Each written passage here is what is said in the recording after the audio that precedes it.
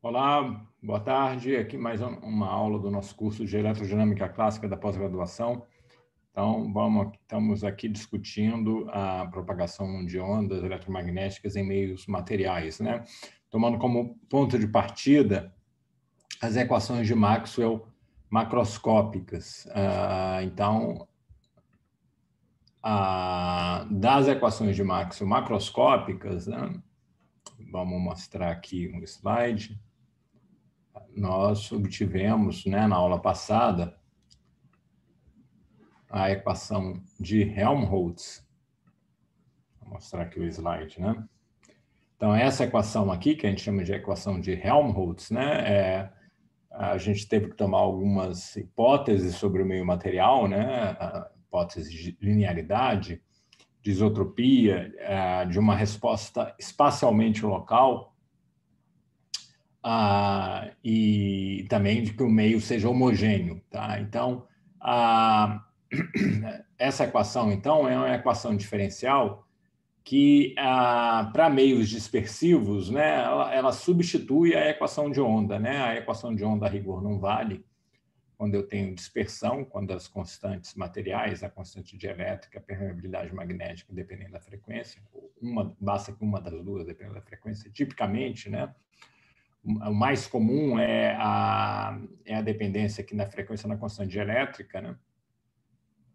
Isso faz com que a transformada de Fourier inversa dessa equação não seja a equação de onda no tempo, né? Uma solução muito importante dessa equação é uma solução tipo onda plana, né? É uma solução que satisfaz essa equação desde que o módulo do vetor de onda esteja relacionado com a frequência, por essa relação de dispersão aqui. Né? Essa relação de dispersão, então, relaciona o comprimento de onda, né, com a frequência, né? E essa relação entre o comprimento de onda e frequência, né, envolve o que a gente chama de velocidade de fase, a velocidade com que esse plano de fase constante, né, porque essa fase aqui é constante num plano, e à medida que o tempo passa, né, se eu estiver olhando uma dada frequência ômega e olhar essa contribuição de frequência ômega, né, para a dependência temporal, eu vou ter uma frente de onda que viaja com essa velocidade c sobre o índice de refração, onde o índice de refração é definido aqui pela permissividade elétrica e pela permeabilidade magnética. Essa razão aqui entre a permissividade elétrica e a permissividade do vácuo, né, a gente chama de constante dielétrica do meio. Então, vamos agora discutir essa solução quando eu tenho a propagação num meio material, mas isso fica mais interessante quando eu considero que a minha onda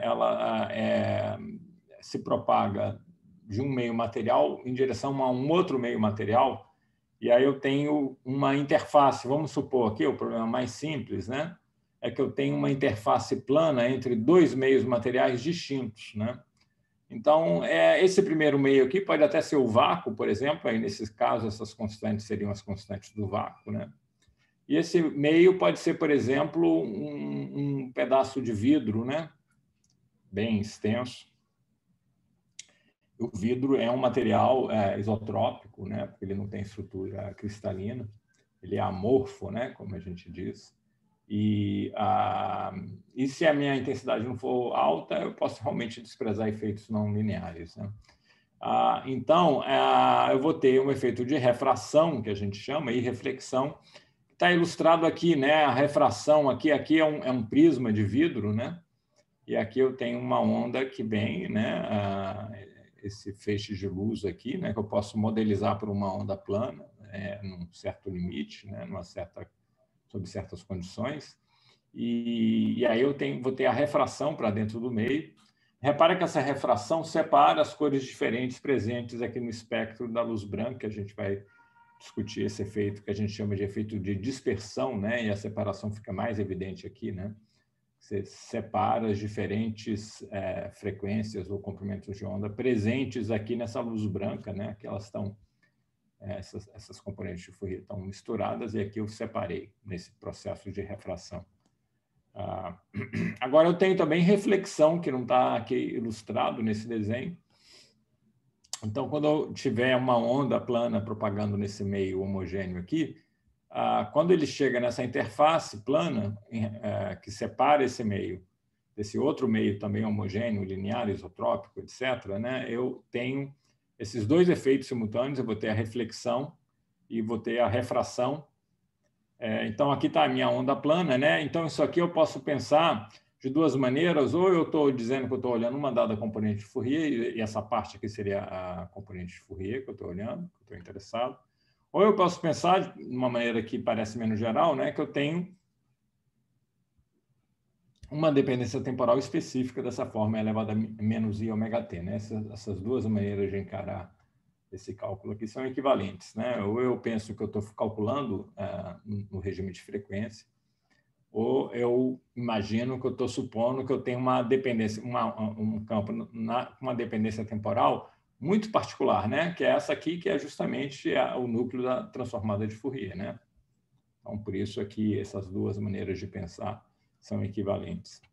Então, essa onda aqui, né, ela tem a relação entre o módulo do vetor de onda e a frequência, né, foi o que a gente viu no slide anterior, envolvendo aqui a velocidade de fase C sobre N1. E quando ela chega aqui na interface, né, eu vou ter essa geração de ondas refletidas e refratadas. Uma maneira de pensar isso do ponto de vista microscópico, né, foi aquilo que a gente estava discutindo, né, há algumas aulas atrás, a teoria de Ewald-Dossin. Eu vou induzir, se isso aqui é vácuo, né, e aqui é um meio material, um vidro, por exemplo, quando essa onda chega aqui nesse meio material, ele vai induzir dipolos, né, esses dipolinhos vão reirradiar, e esse campo reirradiado vai propagar aqui para a esquerda. Então, isso está na origem da reflexão, é uma maneira de eu pensar essa reflexão. E os dipolos eles vão oscilar com a mesma frequência do campo. Isso por causa da minha aproximação linear, né? Porque o meu dipolo é uma função linear do campo, então conserva a frequência. Então, esse campo refletido vai ter a mesma frequência. E o campo refratado, ele resulta também desse campo reirradiado por esses dipolos microscópicos, né? Então, ele também vai ter essa mesma frequência. O campo que vai ser esse campo refratado é esse campo que está ilustrado aqui nesse desenho, né? É o campo que vai propagar para dentro do meio desse meio aqui, que eu estou chamando de meio 2, que seria o vidro, né? Então, ele também vai ter essa frequência, essa mesma frequência ômega. E se eu for olhar com cuidado, aí é um cálculo um pouco mais complicado, o que vai acontecer é que nesse meio 2, ele vai ter que ter uma outra velocidade de fase. Mas como é que eu entendo isso do ponto de vista microscópico, né? O que acontece é que o campo incidente ele é suprimido por interferência destrutiva, né, pelos dipolos, e são dipolos que estão próximos da superfície que fazem isso. Esse é um chamado efeito de extinção, eles extinguem esse campo incidente. Então, esse campo irradiado vai ter uma parcela que vai interferir destrutivamente com o campo incidente e uma outra parcela que vai ser a que vai sobrar, que vai ser o campo, então, refratado, que essa vai propagar com uma velocidade de fase diferente da velocidade que eu tinha aqui nesse outro meio. Porque, repara, se eu digo que a frequência é a mesma, o comprimento de onda tem que ser diferente, já que a velocidade de fase é diferente. Então, é uma onda com um comprimento de onda diferente. Quando eu vou de um meio 1 para o meio 2, a frequência se mantém, mas como a velocidade de fase muda, portanto, a relação entre o comprimento de onda e a frequência muda, porque aqui eu vou ter um índice de refração diferente, né? Quando eu entrar aqui no meio 2, eu tenho que mudar o comprimento de onda. Então, é a frequência que mantém a mesma aqui no meio 2, mas o comprimento de onda vai ser diferente, porque a velocidade de fase vai ser diferente, porque a constante ε2 e μ2 são diferentes dessas aqui, né? Então, vai mudar o índice de refração. Vai mudar, portanto, a velocidade de fase. Então, uns desenhos aqui para ilustrar isso. Tem uma outra coisa muito importante de entender nesse problema, é que não é só a frequência que é conservada, que todo mundo vai ter que ter, o campo refletido, refratado. A projeção do vetor de onda, né? Isso aqui para mim é o vetor de onda incidente, ele tem uma projeção aqui no plano da interface, que é o plano XY, né? Porque o eixo Z, eu escolhi o eixo Z perpendicular ao plano da interface. Essa projeção também vai ser compartilhada por todo mundo. Todos esses três campos, o incidente, o refletido e o refratado, eles têm que ter o mesmo vetor de onda paralelo à interface. E aí tem duas maneiras de entender por que isso é assim. Uma maneira é pelo seguinte, eu vou ter uma condição de contorno a ser satisfeita em todos os pontos da interface. Isso significa que a dependência em x e y, que é determinada por essa projeção, né? Porque é um elevado a i, k escalar r, e aqui, se eu quero saber a dependência em x e y, eu vou ter o k paralelo ao plano xy, que é ele que vai contribuir, né? Que vai multiplicar as componentes cartesianas x e y. Então, se eu quero ter alguma condição que seja satisfeita para todo x e y, todo mundo tem que depender de x e y do mesmo jeito. Portanto, todo mundo tem que ter a mesma projeção do vetor de onda no plano XY, né? Porque eu não quero satisfazer uma condição de contorno num único ponto da interface. Tem que ser em todos esses pontos da interface. Uma maneira mais fundamental de entender isso é que dizer que eu tenho uma interface plana significa dizer que eu tenho uma simetria nesse problema importante, que é a simetria de translação espacial, não ao longo de qualquer direção, né? Porque é claro que eu não tenho simetria de translação ao longo do eixo Z. Aqui tem uma interface e muda muita coisa quando eu passo daqui para cá, né? Da esquerda para a direita. Mas se eu propago aqui ao longo de qualquer direção no plano XY, paralelo ao plano XY, não muda nada. Eu estou supondo que essa interface é infinita, ela não tem fim, né? Estou supondo aqui que é uma interface plano de dimensão arbitrariamente grande, ou seja, eu estou desprezando efeitos de borda, né, do tamanho infinito. Isso aqui ilustra bem a condição para isso satisfazer essa superfície plana aqui, ela tem que ser muito maior do que a largura do feixe, né? Se isso acontecer, não vai ter nenhum efeito de borda, e é como se a interface fosse infinita, né? A interface sendo infinita, eu tenho essa simetria de translação espacial. Mas isso, né, a gente sabe que quando eu tenho uma simetria, tem uma lei de conservação associada, né? A simetria de translação está associada à conservação de momento, né? Mas aqui eu não tenho a conservação de momento em todas as direções espaciais, porque eu só tenho simetria de translação ao longo do plano XY. Então, eu só tenho conservação do momento ao longo do plano XY. Mas, justamente, o K é o momento, né? Então, significa que esse momento, eu penso isso aqui como uma linguagem meio quântica, né? Se isso aqui se eu penso em termos de fóton, um fóton que está chegando aqui, o momento linear do fóton é H cortado K, tá certo? Então, esse fóton ele vai ter um momento, projeção do momento no plano XY, porque eu tenho simetria de translação ao longo do plano XY conservado, tá certo? Então, quando ele passa para o outro lado, o momento, o K vai mudar, mas a componente do K paralelo à interface vai ter que ser a mesma. Então, o desenho que eu vou fazer aqui vai satisfazer essa condição, né? Então, vamos fazer um desenho aqui, ó, com K refletido.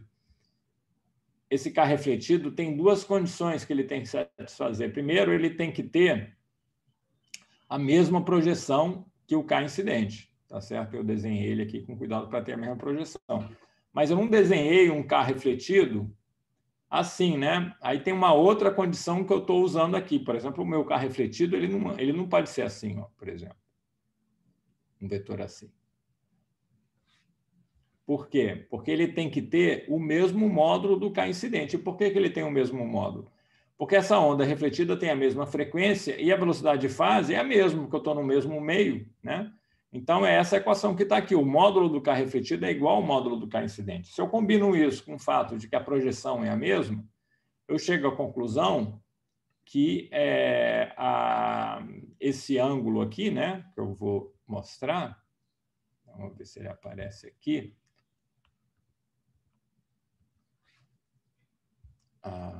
Só um minutinho aqui. Esse ângulo que está aqui, né?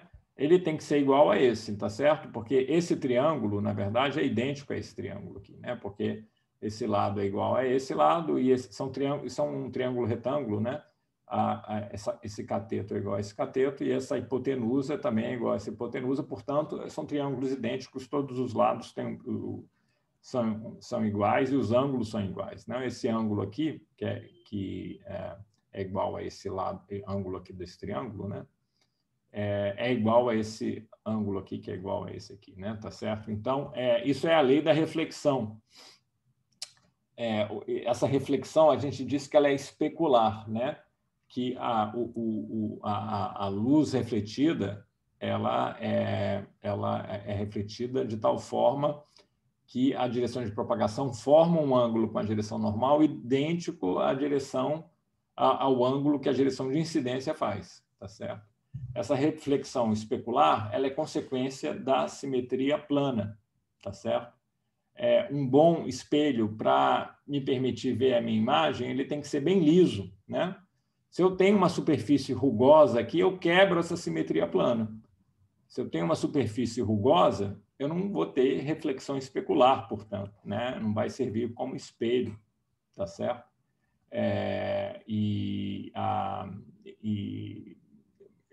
Essa é a condição, então, né? Para eu ter essa lei da reflexão válida na prática, né? A gente vê se uma superfície, né? Exibe reflexão especular se ela for bem lisa, né? Se a rugosidade for muito pequena comparada, se essa escala dessa rugosidade do desvio em relação à simetria plana for pequena comparada com o comprimento de onda, tá bom? Então, para eu ter um bom espelho, eu tenho que ter uma superfície lisa nessa escala aí do comprimento de onda, que é da ordem de meio micron para a luz visível, né? Posso ter desvios ali em relação à simetria plana, né? Um perfil rugoso, pequenininho, de nanômetro, aí isso não vai atrapalhar muito, né? Se eu posso ter uma estruturazinha de rugosidade aqui na escala de nanômetro, não tem problema. Mas se ele começar a ficar na escala do micron, né, ou na escala do comprimento de onda, eu vou quebrar essa condição, porque aí eu não tenho mais a simetria plana e aí eu vou ter, na verdade, um espalhamento de luz em várias direções, tá certo? Ao invés de ter essa única a luz refletida nessa direção dada por essa lei da reflexão aqui. Bom, essa condição, né, de que esse vetor de onda é o mesmo para a luz refletida, vale para a luz refratada também. Então, vamos desenhar agora o vetor de onda da luz refratada também com essa condição. Só que uma diferença agora é que no meio 2, o vetor de onda tem um módulo que não é igual ao módulo do vetor de onda incidente, ao contrário do que acontecia aqui para a luz refletida. Para a luz que vai propagar no meio 2, que é o que a gente chama de luz refratada, ela vai ter um vetor de onda diferente. Vamos supor aqui nesse meu desenho que o índice de refração no meio 2, que esse ε2 e μ2 sejam tais, que o índice de refração seja maior no meio 2 do que no meio 1, que é o caso que eu estava discutindo, né? Se eu estou aqui no vácuo, o meio 1 é o vácuo, o meio 2 é o vidro vai ter um índice de refração maior do que 1 e maior, né? Então, vamos discutir esse caso. Se o índice de refração é maior, dessa equação aqui eu já vejo, né? O módulo do vetor de onda no meio 2 vai ser N2 ômega sobre C. Então, ele vai ser maior do que esse vetor de onda. Então, como é que eu vou desenhar isso?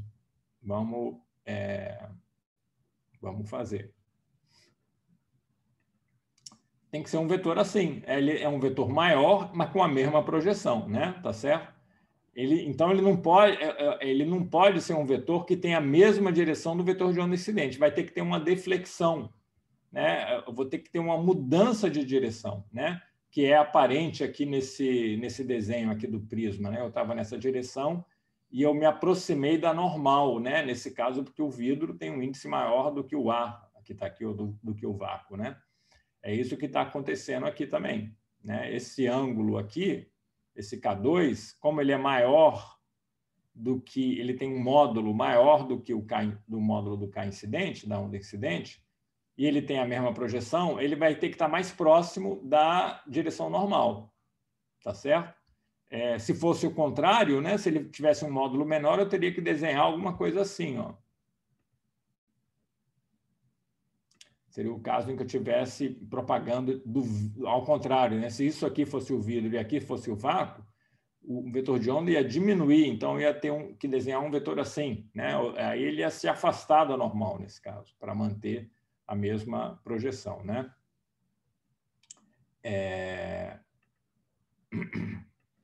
Mas como ele aumenta, então ele se aproxima da normal, esse ângulo aqui, em relação à normal, que é a direção do eixo Z, né?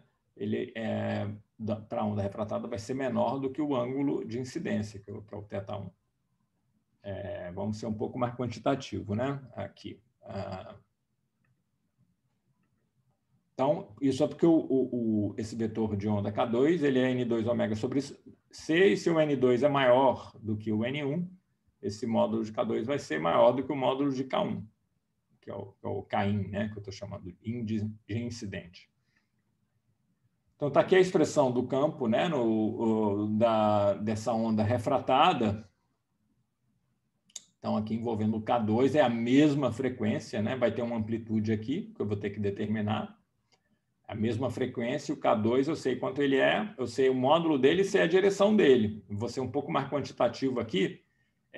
Por que eu sei a direção dele? Porque eu sei que a projeção do K2 aqui no plano, né? Esse cara aqui, ó, né? Uma trigonometria bem simples. Essa projeção é o módulo de K2 vezes o seno desse ângulo, né? Porque esse ângulo que aparece aqui, que eu uso para projetar, é o complementar, né? É π sobre 2, esse ângulo aqui, é π sobre 2 menos θ2. Então, cosseno dele, cosseno de π sobre 2 menos θ2, é o seno de θ2. Então, esse cara aqui, eu posso dizer que é módulo de K2 seno de θ2, mas eu posso dizer também que é o módulo de Kin vezes, né? Que esse aqui é o complementar de θ1, esse ângulo aqui é o complementar, né? Porque θ1 aparece aqui também, tá certo? Então, esse aqui é π sobre 2 menos θ1. Então, quando eu projeto, eu ganho cosseno de π sobre 2 menos θ1, que é seno de θ1, tá certo? Aí, se eu combino essa equação aqui, né, que diz que essa projeção é conservada, com a relação entre o Kin e o K2, que vem da conservação da frequência, eu tenho a lei de Snell-Descartes. É só substituir, né, essa expressão aqui, né, nessa equação. Vou fazer isso aqui, substituo isso aqui. E vou substituir essa aqui, né, aqui, né. Então, vamos ver o que isso vai dar. Eu vou ter aqui, né, o K2, vou ter esse N2 ômega sobre C, aqui eu vou ter o N1 ômega sobre C, o ômega sobre C cancela em ambos os lados, aí eu tenho a lei de Snell, se o N2 é maior do que o N1, o θ2, para compensar, é menor do que o θ1, né? É isso que esse desenho está ilustrando aqui. Tem uma terceira coisa que eu gostaria de mencionar, que é uma propriedade que também é consequência da projeção do vetor de onda ser conservado, que é uma coisa que a gente supôs aqui, mas sem justificar muito. Olha, nesse desenho está implícito que todos esses três vetores de onda, o Kin, o K refletido e o K2, estão no mesmo plano. Mas por que eles têm que estar no mesmo plano? Eu não poderia ter o K2 aqui decolando e saindo desse plano e ganhando uma componente a mais aqui nessa direção aqui perpendicular ao plano do desenho, né? Por que isso não pode acontecer, né? Isso não pode acontecer, eu vou deixar essa questão no ar para vocês. Isso é consequência aqui, ó, dessa projeção. Deixo para vocês pensarem que isso iria violar justamente essa condição do vetor ser conservado, tá bom? Isso implica que todos esses três vetores estão no mesmo plano. Isso quer dizer que... E que plano é esse? É o plano definido pelo vetor de onda incidente e a normal, a superfície. Esse plano a gente chama de plano de incidência. Todo mundo está nesse plano de incidência, tanto o refletido como o refratado. Bom, o incidente por definição, né? Porque eu defini esse plano contendo essa direção de incidência. Mas o refletido e o refratado tem que estar dentro dele, ou seja, tem que estar contidos nesse plano. Então, vira um problema que está todo mundo coplanar, né? Tá certo? Isso é consequência dessa conservação do vetor de onda. Se eu sair do plano, eu vou violar essa conservação. Vou criar uma componente, se esse K2 decolar aqui do plano, eu vou criar uma componente que não tinha uma componente, uma projeção no plano, né? Que eu não tinha antes. Então, não pode. Bom, então, deixa eu só mencionar uma coisa aqui que eu não mencionei. O que faltou determinar aqui, né? Eu já sei quem é o vetor de onda K2, sei quem é o vetor de onda refletido, né? Sei o módulo, sei a direção, né? Porque eu sei esses ângulos, né? O θ1 dado pela lei da reflexão, θ2 pela lei de Snell-Descartes, sei as frequências, mas tem uma coisa que eu ainda não sei, essa onda plana, né? Tem um vetor de onda, a frequência, mas eu tenho que saber a amplitude, né? O quanto o campo elétrico vai oscilar, qual é a amplitude da oscilação do campo elétrico? Ele vai para cima, né? Tá certo? Ele vai oscilar senoidalmente, mas com que amplitude? Tem a ver com esse vetorzinho constante que está aqui, ó. Tem a amplitude da onda refratada, tem a amplitude da onda refletida. Tem que saber quanto eles são. Para saber quanto eles são, eu tenho que aí agora olhar para a condição de contorno específica. Até agora, eu não falei nada sobre a condição de contorno específica, eu só falei que existe alguma condição de contorno a ser satisfeita no plano. Esse foi um dos argumentos que eu apresentei para dizer que o vetor de onda, a componente paralela do vetor de onda era conservada. Eu podia ter usado esse argumento também, né, para dizer que a frequência é conservada, porque essa condição de contorno, seja ela qual for, tem que ser respeitada, tem que ser satisfeita para todo instante de tempo t. Se ela é satisfeita para todo instante de tempo t, todo mundo aqui, tanto o incidente, o refletido como o refratado, eles têm que depender do tempo do mesmo jeito, né? Porque senão, se eles não dependerem do tempo do mesmo jeito, eu vou satisfazer a condição de contorno aqui num instante, mas logo depois vai deixar de satisfazer. Se esse cara aqui, né, oscilar com a frequência, que é 2 vezes a frequência desse, eles estão juntos, eles podem estar satisfazendo a condição num dado instante, mas daqui a pouco, né, esse aqui vai estar oscilando diferente, mais rápido, né, com o dobro da frequência. Aí vai deixar. Então, eles têm que ter a mesma frequência por causa dessa condição de contorno ser satisfeita para qualquer tempo t, né? A gente, então, sabe que essas propriedades aqui são propriedades que decorrem da existência de uma condição de contorno, mas a gente não precisa dizer qual ela é. A gente só precisa dizer qual ela é na hora de determinar as amplitudes. Aí não tem jeito, a gente só vai conseguir determinar essas amplitudes se a gente ser um pouco mais específico sobre qual é a condição de contorno. Mas o fato da gente nem ter precisado dizer qual era a condição de contorno mostra que essas propriedades aqui são muito gerais, né? Elas não valem só no eletromagnetismo. A lei de Snell-Descartes e a lei da reflexão são consequências muito gerais da linearidade, da simetria de translação espacial.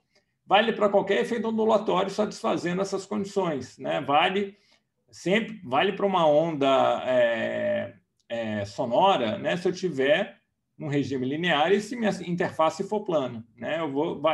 Isso aqui pode ser uma onda sonora incidente, tá certo? E aí eu vou ter uma onda refletida, uma onda refratada, satisfazendo essas mesmas condições aqui. Não tem nada de específico sobre o eletromagnetismo, sobre a eletrodinâmica nessas leis, na lei da reflexão, na lei de Snell-Descartes. Tem a ver com essa simetria, né? Da superfície ser plana, né? Um plano infinito perfeito, né? Agora a gente vai, a partir do próximo slide, especificar a condição de contorno, né, que a eletrodinâmica determina, né, para esses campos. Então, aí, a partir daí, a gente vai estar falando de uma coisa mais específica para a eletrodinâmica, e eu preciso disso para determinar as amplitudes da onda refratada e da onda refletida. Então, vamos, então, para o próximo slide. Então, quais são essas condições de contorno, né? Então, essas condições de contorno são determinadas pelo formalismo da eletrodinâmica, né, que são as equações de Maxwell, né, macroscópicas aqui, né, para mim.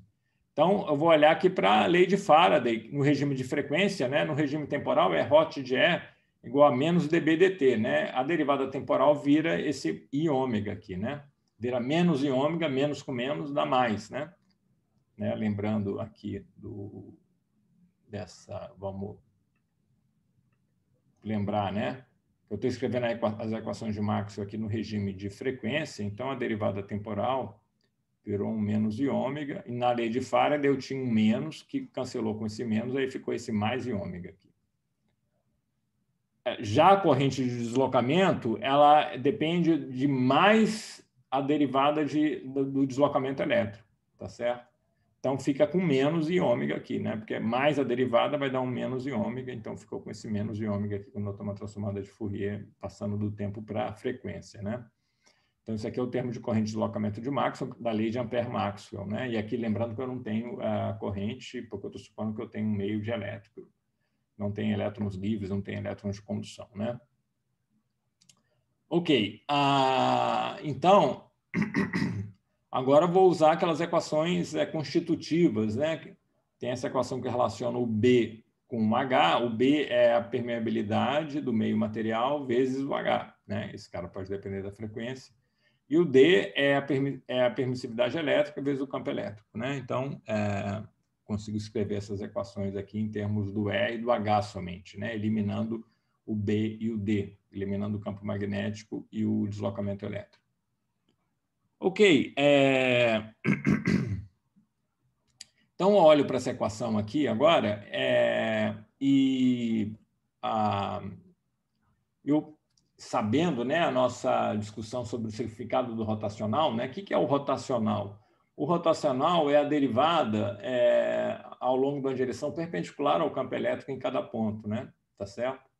Essa equação aqui, então, ela vai me dizer o seguinte, olha, o campo elétrico normal, ele pode ser descontínuo, tá certo? Porque se eu tenho uma coisa assim, um campo elétrico que faz isso, ao longo da interface ele tem uma variação abrupta, né, descontínua, da componente normal, da componente Z, né? Aqui a componente Z, o eixo Z não apareceu para mim, por isso eu vou apagar aqui e colocar o eixo Z aqui. Tá, então aqui vamos continuar. Então, eu poderia ter um campo elétrico, né, que uma componente Z, que é a componente normal, que seja descontínua. Não tem problema nenhum isso. E isso vai acontecer, de fato. Isso vai acontecer. A componente normal do D tem que ser contínua, mas se a componente normal do D é contínua, a componente normal do E é descontínua, né? Porque o epsilon tem uma descontinuidade nesse problema, né? O epsilon, quando eu passo daqui para cá, do azul para o amarelo, ele tem um salto. Então, a componente normal do E vai ser descontínua, ou seja, a divergência do E vai ter um salto.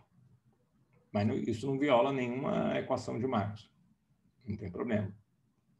O que eu não posso ter um salto é no rotacional do E. Se o rotacional do E ficasse descontínuo, se a componente transversa do E desse um salto, assim, né?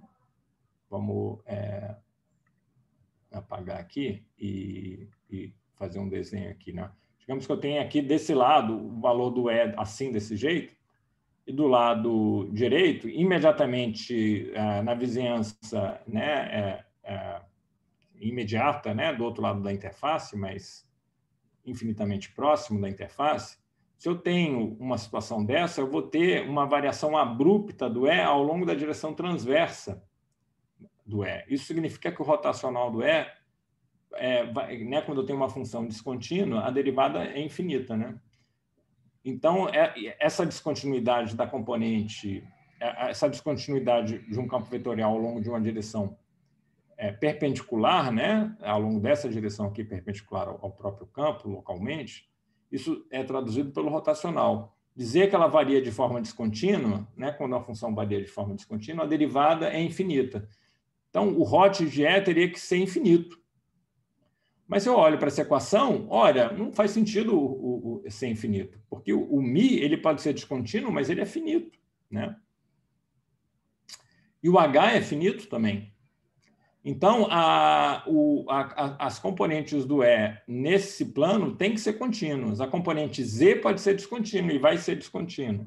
Mas a componente x e y tem que ser contínua, senão teria um rotacional de E infinito. Ok? Por causa daquela ideia do que é o significado do rotacional, né? A gente pode também chegar nessa mesma conclusão usando o teorema de Stokes, que vocês talvez já tenham visto antes, mas nem precisa. A gente sabe agora o significado do rotacional, a gente entende isso. A mesma coisa eu posso falar para o H, né? Aqui também, ó, o epsilon ele é descontínuo, mas ele é finito. O E é finito, ele não vai para infinito. Então, se eu quero que o hot de H seja finito, o Hx, a componente x do H, a componente y do H, tem que ser contínuos, tá certo? Então, as componentes tangenciais de Ax e Ay são contínuas e de H, as componentes tangenciais à interface de E é contínuo, né? E do H é contínuo também.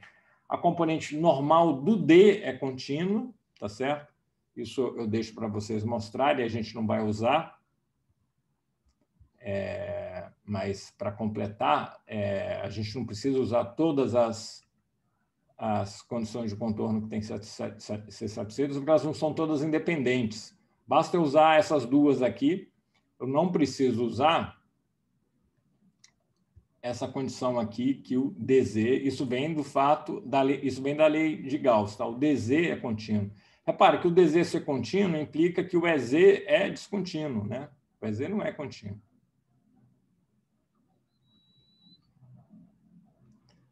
E o outro cara, né, é o BZ, né? O div de BZ, o div de B é zero, né? Então o BZ tem que ser contínuo.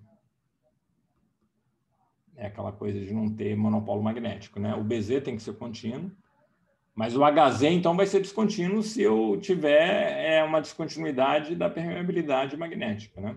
Tá certo? Ok.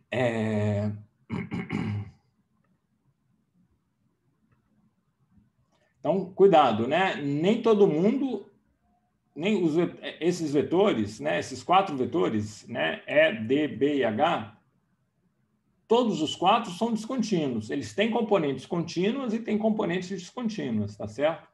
Não vão dizer que todas as componentes de todo mundo é contínuo, porque não é verdade. Aí vocês vão cometer erros, né? Tá certo? As componentes paralelas à interface, ou tangenciais à interface, ou paralelas à interface de E e H são contínuas, e as componentes normais à interface de D de dado e B de bola são contínuas, tá bom? Todas as outras componentes são descontínuas. Por exemplo, a componente Bx e By são descontínuas se eu tiver uma descontinuidade na permeabilidade magnética, né? Ok. Então, de posse disso aí, a gente pode agora passar para o cálculo dessas amplitudes, né? Amplitude da onda refletida, amplitude da onda refratada. Eu sei, digamos, a amplitude da onda incidente. Eu joguei um feixe com uma certa amplitude, uma certa intensidade. A intensidade é proporcional ao quadrado, ao módulo quadrado dessa amplitude complexa, né? Mas eu quero saber quanta luz vai ser refletida, quanta luz vai ser refratada. Eu sei, da minha experiência, né, que isso depende, por exemplo, do ângulo de incidência, além de depender das propriedades do meio material, né?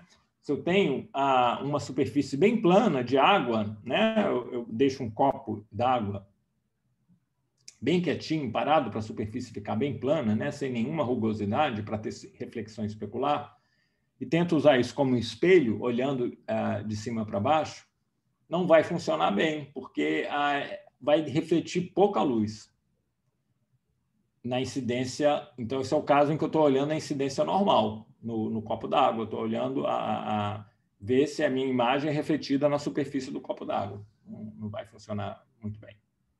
Por outro lado, se eu estou visitando um lago muito bonito, numa região bem tranquila, sem vento, De novo, eu vou ter reflexão especular, mas nesse caso a reflexão especular da margem oposta do lago é muito forte, né? É a mesma água do copo, basicamente. É o mesmo material. O que muda é o ângulo de incidência, né? Quando eu tenho uma incidência mais rasante, que é o caso aí, né? Se eu estou... vamos fazer um desenho aqui para ilustrar bem isso. Se eu tenho aqui um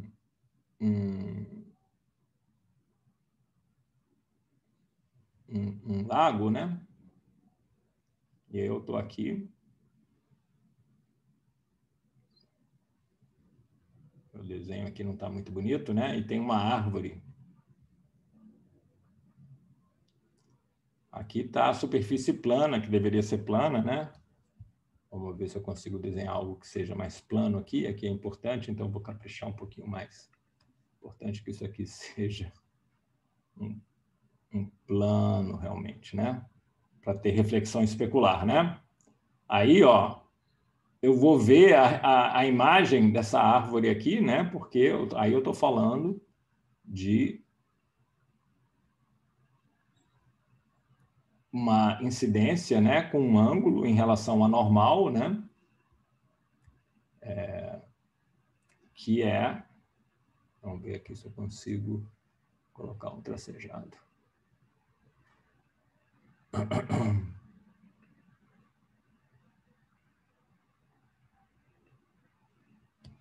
Aqui está normal, né? Aqui está a água, né, do lago. Aqui está a direção normal.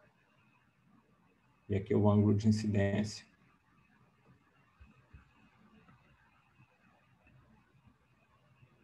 Esse aqui é o ângulo de incidência.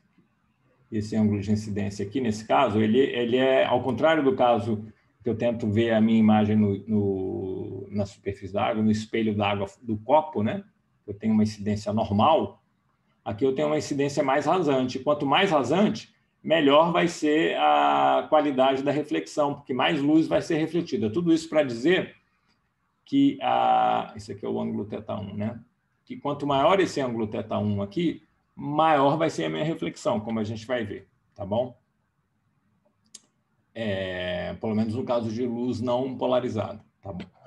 Então, vamos aqui, então, discutir isso. E para discutir isso, a gente tem que resolver aquelas condições de contorno que eu estava ilustrando no slide anterior. Vou mostrar elas aqui novamente. Então, eu tenho que resolver para essas amplitudes aqui da onda refratária e da onda refletida em termos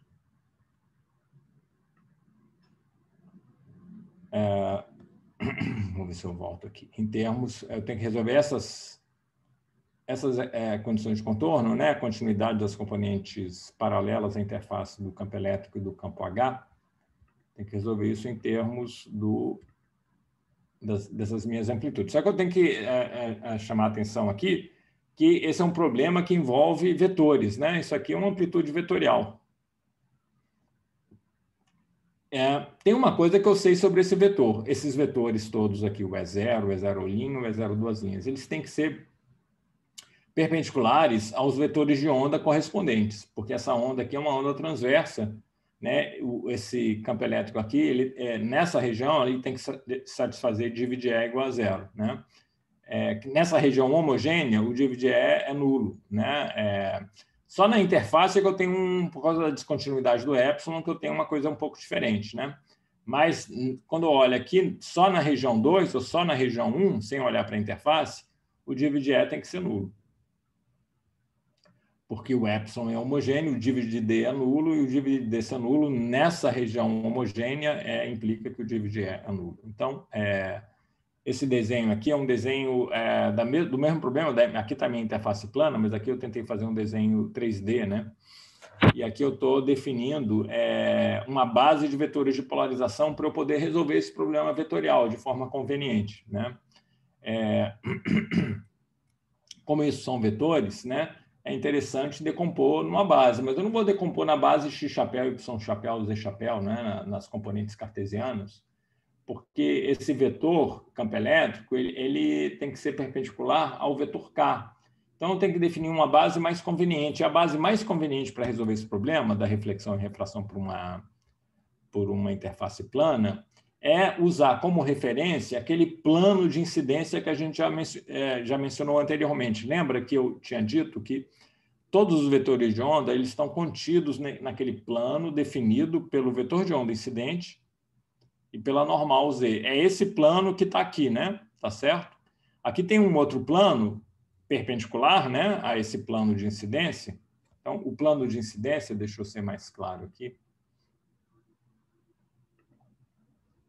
O plano de incidência é esse plano que está aqui, né? Ó, é esse plano que está aqui. O plano da interface é esse plano aqui, tá certo? Eles são perpendiculares entre si, né?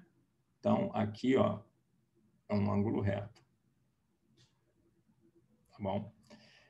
Então, eu tenho esse plano perpendicular ao plano da interface. Aqui é a interface que separa o vácuo, por exemplo, do vidro, né? E o vetor incidente e o vetor refletido, eles estão contidos nesse plano de incidência. Vamos escrever aqui. Então, esse aqui é o plano de incidência. E o vetor da onda refratada, que eu não estou indicando aqui para não ficar muito poluído o desenho, ele também está nesse plano de incidência, tá? Que ele continua lá por trás, né, desse que está o eixo Z também, que está meio escondido, né? Atrás da interface desse meio material, aí, dessa interface plana desse meio material. Então, eu uso esse plano como um plano de referência para definir esses vetores de polarização. Como é que eu faço isso? Eu vou ter um vetor de polarização, um vetor unitário perpendicular a esse plano de incidência, esse vetor aqui, ó, epsilon TE, e essa pode ser uma definição matemática para ele, ó, se eu tomo o produto vetorial daquele vetor de onda, né, daquela projeção que eu vou tentar ilustrar aqui agora. Então, eu tenho essa projeção aqui, ó. Esse K, quando eu projeto, né, eu tenho esse vetor aqui, ó. Estou chamando aqui de K paralelo. Então, eu posso obter esse vetorzinho unitário epsilon TE pegando o Z chapéu, pegando o K paralelo, né, vetor Z chapéu, como eu estou ilustrando aqui em cima, né? E para ele ser unitário, eu divido pelo módulo de K paralelo. Repara que o Z chapéu já é perpendicular a esse K paralelo, né? Então, o seno do ângulo entre eles dá 1, né? Então, quando eu defino assim, já é um vetor unitário. O outro vetor unitário que eu vou usar para decompor, né, o meu campo elétrico, que é transverso, esse meu campo elétrico ele é perpendicular ao K, né? Então tem que ser um vetor que seja perpendicular ao que eu já defini, né, que eu quero uma base ortogonal, né? Eu já defini esse aqui, perpendicular ao plano de incidência. Então o outro vai ter que ser paralelo ao plano de incidência, porque ele tem que ser perpendicular a esse que eu já defini, mas ele tem que ser perpendicular também ao vetor K. Isso define uma direção única, né? Tá certo? Só falta eu arbitrariamente definir um sentido. Eu defino o sentido desse epsilon que eu estou chamando de transversal magnético, esse vetor unitário transversal magnético, assim, né? Como está aqui nesse desenho. Então, eu obtenho ele fazendo um produto vetorial, né?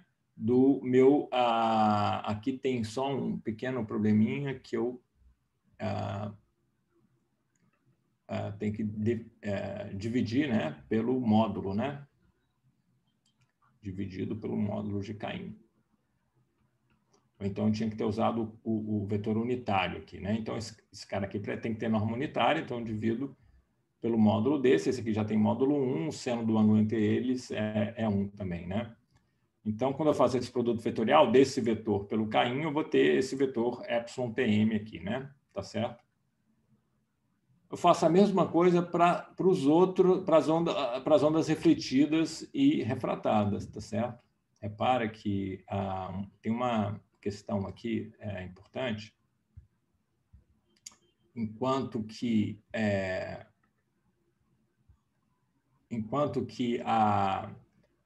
esse vetor unitário aqui é o mesmo para as três ondas, né? Esse vetor aqui, ó, ele é idêntico a esse, tá? É porque é um vetor, é a direção perpendicular ao plano de incidência. O plano de incidência é comum para todo mundo, então é o mesmo vetor, tá certo? Esse mesmo vetor aqui é o comum para todo mundo. Eu estou definindo em termos de alguém que é comum para todo mundo, né? Que esse K paralelo é aquele que é conservado, né?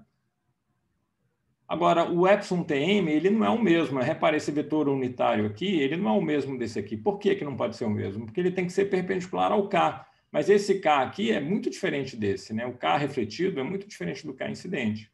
Então, esse vetor unitário aqui vai ser diferente desse, né? Porque ele é definido em termos desse produto vetorial aqui, por exemplo, né? Como esse vetor é diferente desse, o resultado desse produto vetorial vai ser diferente. Então, essa base, quando eu olho para esses vetorizinhos transversais magnéticos, eles são diferentes para cada uma das três ondas, para incidente, refletido e refratado. Já para a transversal elétrica, é o mesmo para todo mundo. Então, aqui ficou faltando só... vou completar aqui, né? Para ficar com a norma, com um módulo unitário, né? K2. Dividir pelo módulo de K2 aqui. Ok. Por que que esses caras se chamam transversal elétrico e transversal magnético? Isso aqui vai definir o que a gente chama de uma polarização para o campo elétrico, uma polarização linear, uma direção de polarização linear. Se o campo elétrico ele está nessa direção aqui, desse epsilon TE, se essa é a polarização da onda incidente, é linear com um vetor campo elétrico perpendicular ao plano de incidência, eu vou dizer que ele, então, é uma polarização transversal elétrica, porque o campo elétrico é transversal ao plano de incidência. Essa palavra transversal, ela está se referindo a transversal a quem, né? Ela é transversal a esse tal plano de incidência, que é esse plano que está aqui, né? E o outro é transversal magnético pela seguinte razão: ó, se o campo elétrico está nessa direção, como eu sei que o campo elétrico magnético e a direção de propagação formam um triângulo direto, se o campo elétrico está aqui, o campo magnético é que vai estar nessa direção do epsilon TE. Então, é o campo magnético que vai ser transverso. Então, por isso que eu vou chamar essa polarização de transversal magnética, e por isso que eu chamei esse vetor unitário de epsilon TM, porque é ele que eu vou usar para descrever essa polarização transversal magnética, em que o campo magnético é que é perpendicular ao plano de incidência. Isso forma uma base, né? Esses dois vetores, uma base que tem dimensão 2, né? O espaço vetorial de todos esses vetores perpendiculares ao K, né? Isso passa de 3 dimensões para 2, porque tem essa condição de ser perpendicular ao vetor de onda, né? Então, basta esses dois vetores de polarização. Não preciso de um terceiro, não, apesar de eu estar em 3 dimensões. E eles foram definidos de tal forma que esses 3 vetores formam um triângulo direto, né? Dado pela regra da mão direita, né? Se eu tomo o produto vetorial dos 2 primeiros, eu tenho o terceiro, o K-chapéu. E se eu tenho o segundo vezes o terceiro, eu tenho o primeiro, né? Eu posso fazer essas permutações cíclicas. Na verdade, foi assim que eu defini, né? Esse epsilon TM foi definido como esse produto vetorial do segundo com o terceiro aqui, né? Tá certo? Aqui desse desenho fica claro, né? Que se eu fizer o epsilon TM vezes o epsilon TE, eu vou ter o K, né? A direção do K. Vou ter o K-chapéu, na verdade. Ok, de posse disso aí, a gente está com todos os ingredientes que a gente precisa para fazer o cálculo, né, das amplitudes das ondas refletidas e refratadas. Né? Eu vou deixar isso para um outro momento aqui. Então, vou parar por aqui.